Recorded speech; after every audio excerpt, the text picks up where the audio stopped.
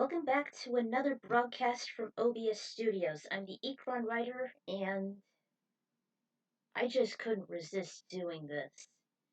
I noticed that Roseberry's baby was on, and well, let's just say I have a certain grudge with this movie. So much so that this fic actually features this, but only as like a prologue. So, without further delay, let's get on with the show, and FYI, it takes place during season 4 after Freedom. So, I can't resist anymore, so let's do it. Alright, The Demon from Within. I don't know Sleepy Hollow Fox does. Still, it's an awesome series. I don't know if it owns it anymore because it got canned. So, here goes. Welcome to another one-shot. This time it takes place after Freedom before the appearance of the Kraken, and it's a race against time to save a friend's mind before he loses it completely and perishes. An acquaintance of his from his past is to blame, and this could be one of my OC's last stories. Enjoy! The underbelly of Sleepy Hollow has always been dark, mysterious, complex to navigate, and home to some scary creatures. But it wasn't much trouble for the middle-aged woman to find her way. She had long blonde hair tied into a bun and was wearing white slippers, a pale old nightgown, and a sky-blue robe over it. Apparently she was following her baby's cries. In fact, the setting was too familiar to her as she saw a hearth burning in the right wall, with bars covering it. As she trekked deeper, there were numerous objects and symbols that represented the devil. Surrounded by lit torches and evil signs was a massive chamber with a black stroller in the center. There was an upside-down crucifix just on the overhang. Ambitious to see her first and only kid, she lifted up the dark covers. The child seems like a normal infant, but his eyes... Oh God, those red soul-piercing eyes! She was startled of what happened to him, thinking he'd have his father's.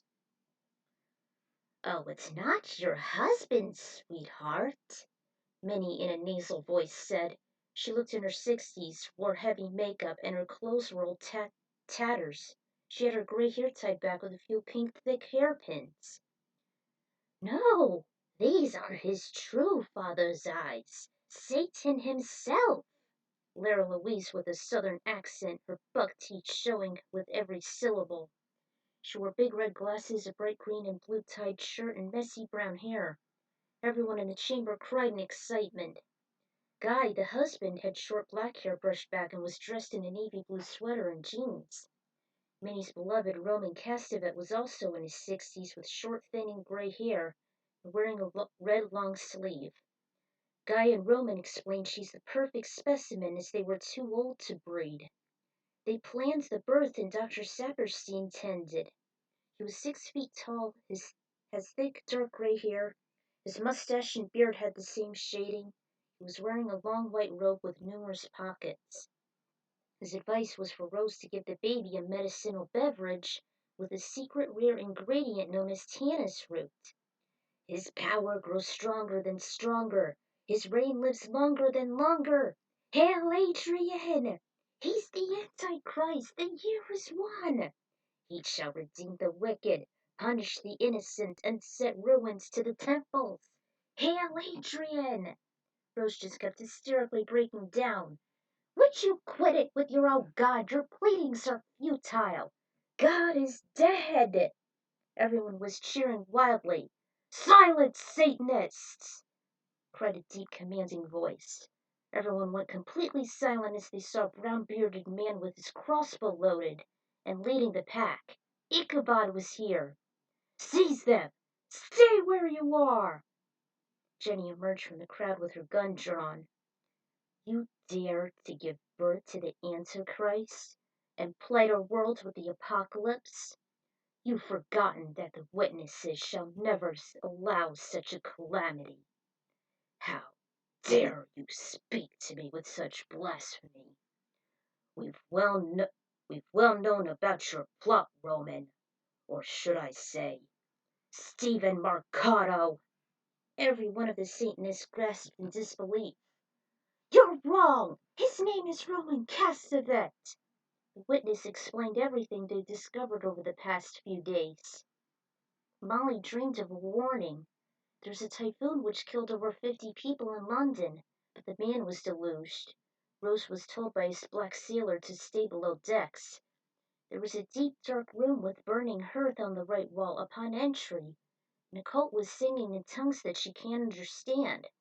Rose was helpless, naked, and unaware as she was strapped down to a decorative mattress. Symbols made of blood were painted on her chest when Guy escorted the incubus. He went inside her and she didn't know it. Gavin found an old book of witchcraft dating back to 1946. Exhausted from his jog, he sat on a bench next to the track. After he was done with his can of seltzer, he nearly threw it out. But out of curiosity, he found it in a wastebasket. He thought it was a good idea to bring it to the archives. Due to Molly's vision and Ichabod's, Team Witness analyzed it and found the occult and their plan in the underbelly of Sleepy Hollow. In the book, it was said that Roman Castevet was really Stephen Mercado. He was born on August 18th, which ironically was also Ichabod's, the first witness's birthday. Steve was the son of a former resident of the Bramford who was accused of being a Satanist, and his father Adrian in 1846 traveled and practiced in New York. He tried and failed to bring the demon to life, so instead he passed on his teachings to his own son. He was killed in cold blood.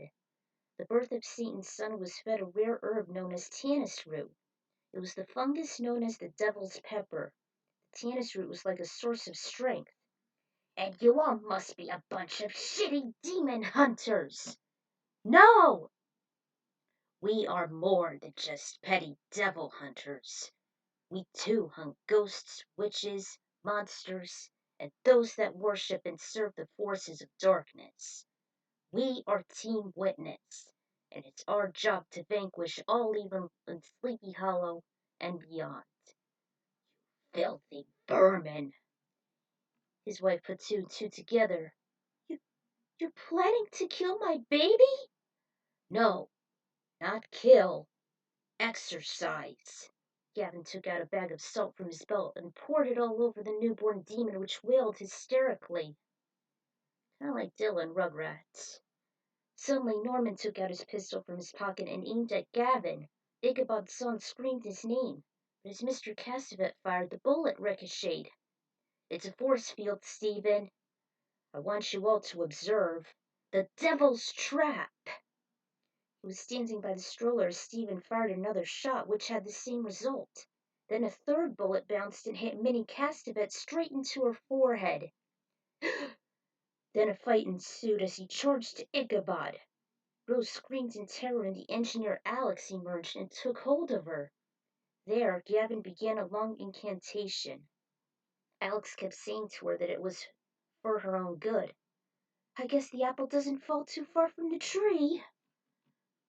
Castevet charged toward Crane and he shoved it back. Then there was Laura Louise, but Jenny stepped in her path. Guy ran in, but was halted by the archivist, Jake. Saperstein rummaged in his pockets trying to find a weapon. Laura Louise and Jenny faced off, exchanging a few blows. Her large chest and bright shirt made her an easy target for Jenny's hits. She staggered and managed to ram her down using her body weight. Jenny's body was pinned under her. Then Laura started to strangle her. Jenny's vision was getting blurry and Laura's strength was enormous. However, she used her legs and kept kicking until the lardo began to weaken her hold. She rolled out from under her, laid over her back, did a strong karate chop directly where the spine met the brain, knocking her out cold. Woodhouse and Wells both took a beating. They wavered a few seconds, but the husband recovered and kicked Jake in the ribs. He was actually aiming for his groin but missed a mere inch. Jake bent over and saw Guy head toward Alex from beneath his eyelids. Like a pro football player, Jake tackled him to the ground, but Guy didn't quit. He kept crawling to them, and Jake reached and grabbed his leg. He then reached toward his upper body and said, "Nobody messes with Alex but me!" He kept thrashing at his head till he was down.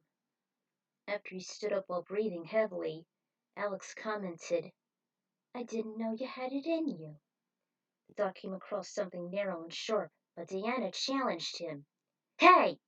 Wanna take a house call to hell, Doc?" Before she lunged at him, he struck a scalpel into her chest.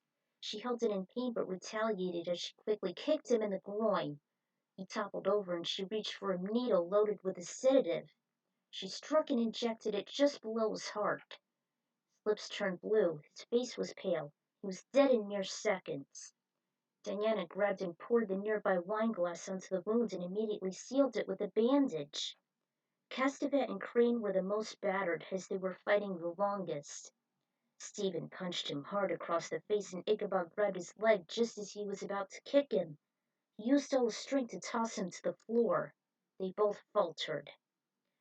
"You really are a vermin, witness. Trust me, it gets worse." "Oh, yes, it does." Stephen took a pistol from his shirt pocket and turned the safety off. He aimed the gun straight to Ichabod's head. The Patriot hesitated in shock. "Any last words, witness?" Boom! Stephen fell with a thud. Apparently it was Jenny who fired at him. "Adina!" Everything fell silent for a few seconds. Under the stroller, the floor began to glow. Then the vicinity gradually spread until it was fully lit. The baby was being dragged down. Rose broke free from Alex's grip. Gavin hesitated and she entered it as it dragged them both to hell. Abruptly, everything disappeared, except the stroller which tumbled over. "Well, I guess the apple doesn't fall too far from the tree, does it?" Everyone praised him as they left one by one, except Gavin. He looked at where the trap was. He felt his body trembling and his temperature dropped several degrees. He held the right side of his head till Jenny spoke. "Gavin, is something wrong?" "No, nothing's wrong." Fascinated by the devil's trap, Ichabod told Jenny and Gavin of how he found the Lesser Key of Solomon during the actual Boston Tea Party. He and Abby found a sextant which showed an old map of Sleepy Hollow marking its location, a book that can open the seventh circle of hell. Fortunately, they put an end to the ritual to the Shadow Warriors using it. That was when they discovered Maud. Of course, the Mill sisters found out much sooner. Gavin wasn't paying attention. By the time they dropped him off at the vacant lot of his 3-story brick wall apartment, his body began to shiver and his breathing was heavy. He told him he kept hearing a voice in his mind, a threatening voice, one that he knew but is too muffed. He mentioned how antidepressants and antipsychotics could increase these symptoms. As Ichabod said once before when Abby and Jenny were dealing with suicides in Terrytown, as well as the death of Laurie. He couldn't stop his hands from shaking. They offered to stay with him, but he declined. Jenny thought maybe he should relax since the shock in using the devil's trap for the first time was too much for him. He staggered to the apartment and entered it. And you can read all this. I just described the apartment. There's the decor. There's Thanksgiving of yesteryear, which I actually made as artwork. Gavin has his badges, his knickknacks, DVDs, games, collectibles. And fun fact, Gavin and I were huge fans of Linkin Park. There's a little kitchen. He started to write down the encounter in his journal, but he couldn't as the voice kept getting worse, verbally torturing him in a fretful tone. She knows what he's been doing, where he was, where he is now, trying to hide from her. He'll... He held his head and tossed the salt shaker, which shattered on the green tile floor. He thought she was with him, not in him. And then she laughed. He called the duo who were making a pit stop at a local gas station. They hadn't left for D.C. yet. Jenny put the phone on a speaker as Gavin spoke. "I'm not talking about some random schizophrenic episode. I'm talking about a real volatile voice in my mind." She asked if he can describe it. He said it belonged to his legal guardian, Lolita Macaulay. He described her personality, why he moved into the apartment, what he went through. Never thought she could be deceased, as Jenny put it, since her mom was once tortured by the ghost of an evil nurse. Jenny thought she could be out for vengeance, so she looked into it and found an obituary dated last week. The cause of death was sleep apnea due to high blood sugar. They weren't even married. She was a fiancée. Ichabod insisted it was her restless spirit that refused the final judgment and decided to dwell and torture Gavin's mind, to finish where she left off, so she dies satisfied. Clearly they hated each other and she must be released.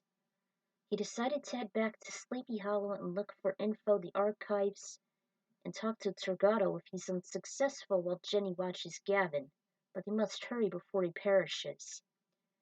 In case you're wondering what Torgado is, he's just an Onondaga chief, as well as another OC. She came and tried to relieve Gavin. Some things were destroyed and he had some lacerations. Lolita has manipulated his mind and body and she's very controlling. Pale and shaken, he begged her and Ichabod to end it as he can't fight her. To bide some time, Jenny tried the spell her mom used. With his fingers crossed.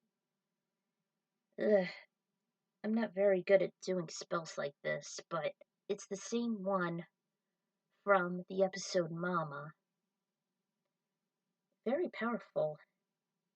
Gavin shook his head slowly. Nothing happened. It didn't work. His voice nearly cracked. She tried again, but to no avail. At the cemetery, Crane visited Abby's grave trying to find some answers. There was no intel at the archives, and Gavin's time was running out. He hoped that Lieutenant would help him find the answers soon. He couldn't bear to have one of his best friends die much like her. Torgado spoke to him telepathically, saying he must visit the village at once. Meanwhile, the spirit's more hostile. Jenny saw him attack himself as Lolita was using his body to do harm. Sometimes Gavin would hallucinate, Lolita attacking him, but instead it was himself. She was yanking his hair, it was by his own hand, and he couldn't let go. So instead he bit it and injured himself. Another time she would slap him across the face, but it was Gavin who did it, and he retaliated to thin air. Jenny eventually spilled a bag of salt on him to stop the possession. His wounds were getting worse, and he had bigger cuts and some were actually bleeding. The bathroom was small and average. There was a first aid kit in the right cabinet underneath the sink, complete with bandages, metal ointments, and his old leg brace when he sprained his ankle as he ran to the Wendigo and slipped on a puddle. She's been treating his wounds and she may decide on an exorcism using the devil's trap. Though it was torn, he managed to make photocopies for everyone and faxed them to D.C. Diana faxed one back to him. Molly said he can't be exorcised because he's not strong enough. It could be dangerous and it may kill him. Ichabod told Torgado that he'll provide him poppy milk to null some of the pain. He observed Katrina using it multiple times during his era. Lolita may know him from his mind, but Crane can outsmart her, and he's stronger than him mentally or physically. He told the chieftain that he has planned to do a mind melt, so he can exorcise the demon from within. According to Torgado, Gavin must be knocked out, and Ichabod familiarized the process himself with the Sandman. We don't have live scorpions, but a spell must be done with the poppy milk. He taught him the incantation he repeated, though they must hurry. Since Ichabod was fluent, he recited Torgado's mind melt in Latin. Which is here. I don't speak Latin, so might as well skip this. I'll let you guys see it for a little while. You can pause this here if you want to. If the bond's strong enough, it'll work. Gavin was in bed, breathing shallowly. He persuaded Gavin to drink the milk, but he stated what happened. He drank the milk of mercy as Katrina called it. Crane needed Jenny to leave while he does the mind melt. As he laid hands on Gavin's forehead, he spoke. Gavin whispered weakly, what was he doing? He assured him he'll destroy the demon and he must rest. He performed it and drank the poppy milk. Eventually he dozed off and Jenny came in after the room fell silent. She noticed Ichabod laying next to Gavin. "Crane, good luck," she whispered as she stood by the bedside. Ichabod woke up in a dark place. Everything was almost hard to see since it was nighttime, and Gavin had his eyes closed. The floor looked like the color and texture of solid bone. All around him was darkness except for the numerous nerves glowing in neon blue overhead. They each lit up when neurons were passing through them, and some connected like tree branches. Some were bulky at places. As it got darker, he headed to the rear of the brain where it began to slope to a pit. Below were rapid-firing jolts, and above he felt a light breeze where some tears were within the roof. Broken nerves sparked next to him. He almost got electrocuted. It seemed his brain wasn't fully developed during birth as he saw the damage. Carefully not touching the farthest of nerves, he made it to the center. He was shocked when he saw Gavin, but he looked completely different. His skin was smoother and lighter in color, and his eyes drooped more. He looked about 10 years younger, as if he was a teenager. He now understood that his mentality matched what he just saw. His body was hanging from the ceiling in a large sack of brain tissue. Ichabod got to work as he went on his hands and knees and sketched the devil's trap from memory. Suddenly he heard some cracks and a huge thud, as if a tree was falling, but instead it was a group of nerves that collapsed behind him. As soon as they hit the ground, they shut down and lost their hue and vitality. As he saw the damage in awe, a female voice interrupted him. "Ichabod Crane!" He looked up and saw Lolita, the menacing spirit. She's a wide-load, broad shoulders, ruby lips, thick and wavy black shoulder-length hair, and eyes just as dark as her soul, which he was seeing right in front of him. So, he had this, she had that. "I figured as much. I found out a lot about you thanks to Gavin here. You must be the leader of those supernatural shitheads. You're like his man, his best friend, his influence, feeding him with pathetic nonsense on this fantastical war." Ichabod didn't back down. "Indeed, I am. It was his own decision to get involved, and he's been a valuable asset and friend to our cause. He must save mankind from peril, and it's been our duty since our fight for freedom. This is really happening, all around us. It's not an illusion. Bull! I refuse to believe for a second.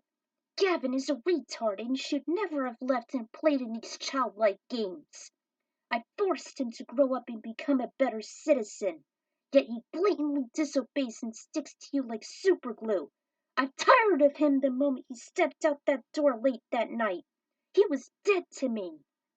And now," she took out a dull knife from her side pants pocket, "I will make this happen." Lolita raised her hand and threw Crane aside like a rag doll using her newfound telekinesis. She laid her hand on Gavin and was about to give a fatal stab. "Wait! If you slay him, you'll kill us all. Even better." "Maybe so, but I'm offering you a bargain. You want to escape the final judgment? To stay in this world?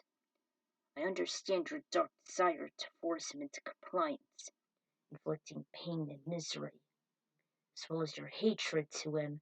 I'll give you my body and mind. We shall both rid of him. I'll be willing to surrender myself to aid you and to elude your fate. I shall not resist. I've a stronger mind and body. Please, Miss McCully, it's your influence over mine." She stood thoughtfully with her fingers rubbing her chin. She looked pretty satisfied with his parley. A hefty price for your shenanigans you put him in. I accept your offer. We will consider an exchange for his life." "Agreed." She stepped out of the ring. The demon's body hit an invisible wall. She was caught, and the barrier was keeping her back. Ichabod got her just where he wanted her.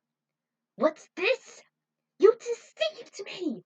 You treacherous, pathological liar!" "I will take that as a compliment." calling his days as a reliable spy for General Washington. Then, he should die by my own hands! Ichabod chanted the devil's trap in Latin, the same way Gavin did despite all the noise. Like I said, I'm not really good at this, so just read it yourself if you want to. As he went on, Lolita's body started to disintegrate and had a heavy weight to it. It was like she was being burnt with sulfuric acid. His voice rose with each phrase as it was taking effect. The translation should be in the author notes. I'll show that to you later. Dinos! As Ichabod was finishing the ritual, she collapsed into the trap and the trap began to glow. It was as if intense gravity took over, forcing her weak vessel to the ground, gradually swallowing her whole. Outside, Gavin started to tremble. Then his mouth shut wide open as a volley of thick black smoke was released. It then started to disintegrate as it incinerated in the air. By the time Lolita was gone, his body dropped, though there were some hoarse coughing fits here and there. More smoke escaped from his body, just as it would when it was trying to rid of Lolita's evil essence completely. Kind of like how Frank Irving cleansed his soul from Henry, Jenny recalled. Still, she was so relieved. Well done, Crane. Back inside Ichabod's side. The deal was over. However, he wasn't sure how to separate his mind from Gavin's. He figured he should rest, but before he did that, he assured Gavin's cerebellum one more time. While touching his head, he said, "You shan't worry now. You're safe, and stronger like you were before. I really owed you a lot, Gavin. I'm glad I returned the favor. Your personal war is at an end. You're free at last. There's nothing more important than that. I will see you on the other side." Did his signature bow. He looked up at the glowing nerves above him, took a slow, deep breath. Sat beside Gavin. He eventually laid his head and closed his eyes. Before he knew it, he was back where he was with Jenny beside him. She was watching over him as his fingers started to move. His eyes fluttered. He slowly moved his head as he moaned. His eyes gradually cleared as he realized he was back in the bedroom. "Welcome back, Crane." "Miss Jenny! Oh!" He immediately wiped his mouth when he saw he was drooling on the comforter.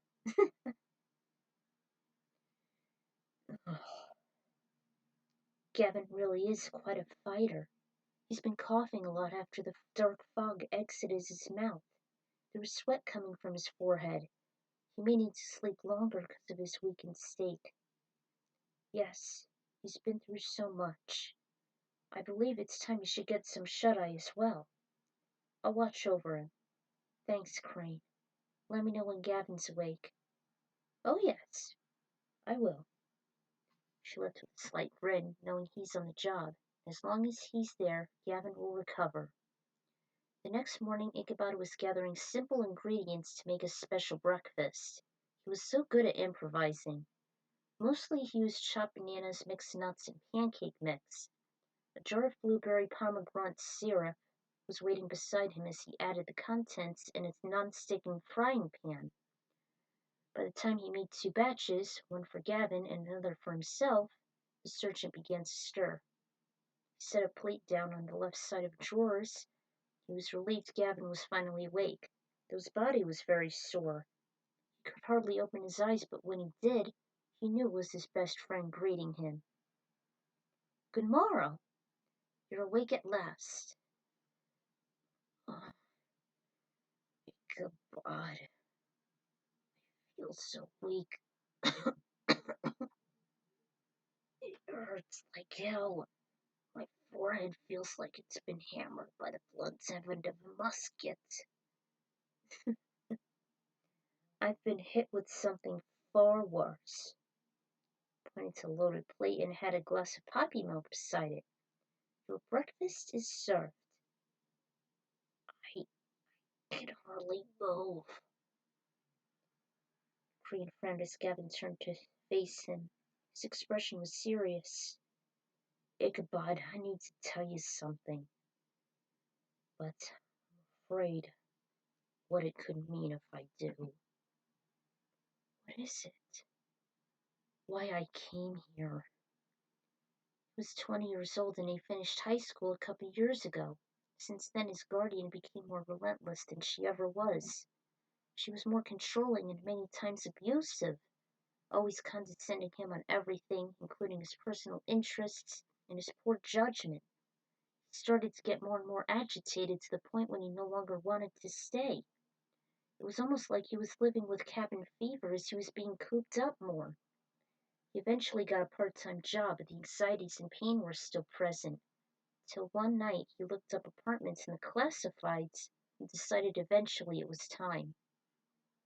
Ichabod listened with great sorrow and sympathy. He left late that night, as no one would notice, but in a dream he heard that Lolita did notice his discreet departure.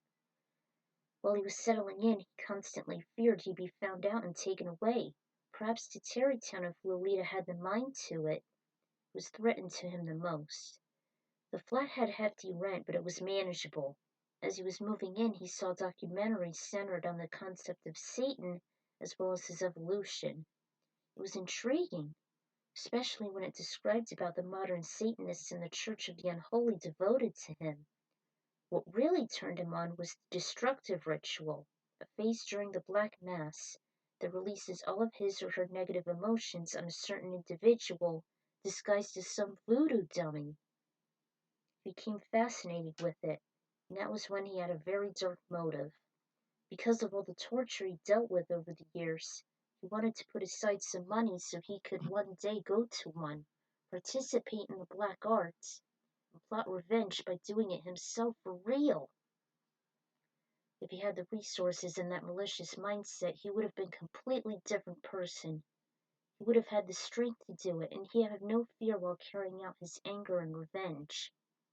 Gavin started to tear up as he said he'd be no different than Henry, Katrina, or Abraham. He'd been corrupt and be a polar opposite if it wasn't for his friends. They'd see him as a demonic follower as he would choose a sinister path. He'd even chose to work for Moloch if given the chance. His hands and body began to quiver as he burst into tears.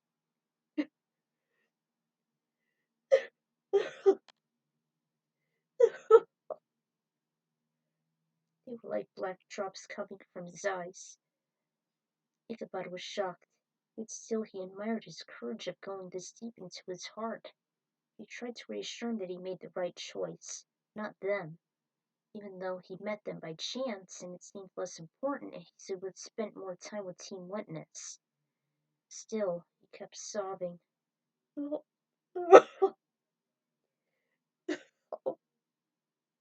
Somehow he had to make him see the light again, that he's the same person since they first met on that fateful day in the early fall, when Crane was betrayed and buried alive by his son.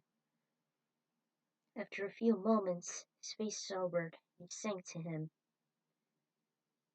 Forgive me if I screw this up. No more talk of darkness, forget these wide-eyed fears. I'm here, nothing can harm you. My words will warm and calm you.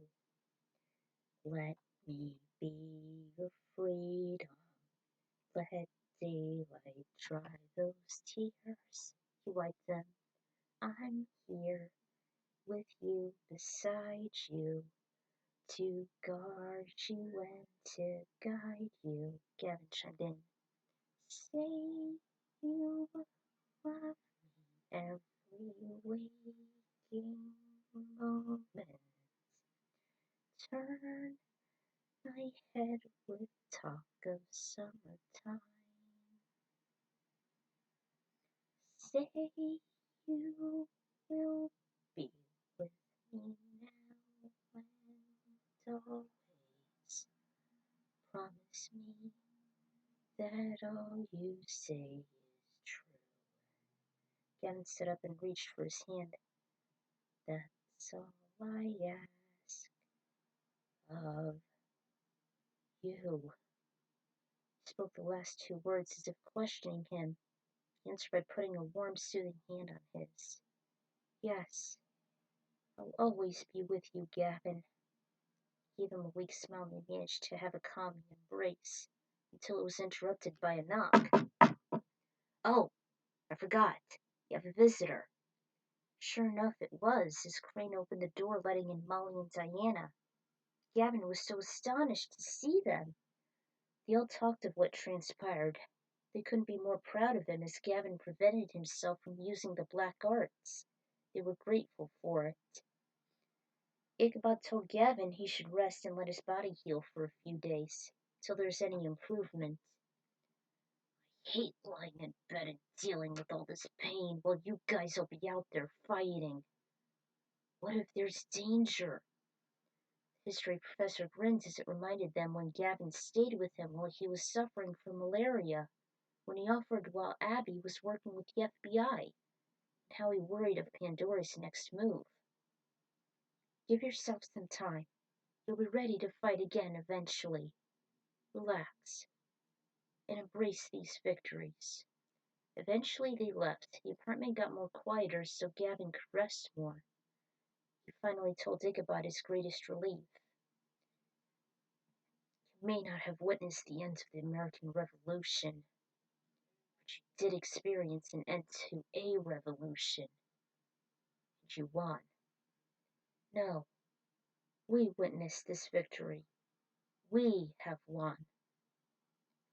Prologue was roughly based off the movie Rosemary's Baby. It was one of the least favorite horror movies I've ever seen. Sure, it was good for its time, but I'd much rather have the Satanists slaughtered and Adrian exorcised straight to hell where they all belong. All I gotta say is, thank you Supernatural for the awesome idea of the Devil's Trap. Like who just said in 9, that was just a prelude. At least this season ended very well. It's been a long time since the last time was back in season 2. What a hell of a comeback. The name Lolita does mean sorrow. Other than that, it was made up. And it does tell more of Gavin's background, how he was before he joined Team Witness. The idea of joining and going to the Church of the Devil was from a documentary I saw, Hell the Devil's Domain. It was hard to add the cast from season 4. I like them all, including Job and Dreyfus. Better than Pandora and the Hidden One combined, that's for sure. In English, for the Devil's Trap spell means this. Like I said, it's very long. I don't want to read this. You can just read it yourself. Maybe pause it if you want to. As for the translation of Turgado's mind meld spell, it's this. I actually made this up and I put it in a Latin translator. Wanted to find the Onondaga language, but I couldn't. I hope they did the fictional depiction of the brain all right, and I did feel emotional adding the excerpt from Phantom of the Opera on here. I too hope Turgado and the ritual turned out good as well. So another one-shot done. What's next? Well, till next time, sleepyheads. Until then, this is the Ecron Rider signing out.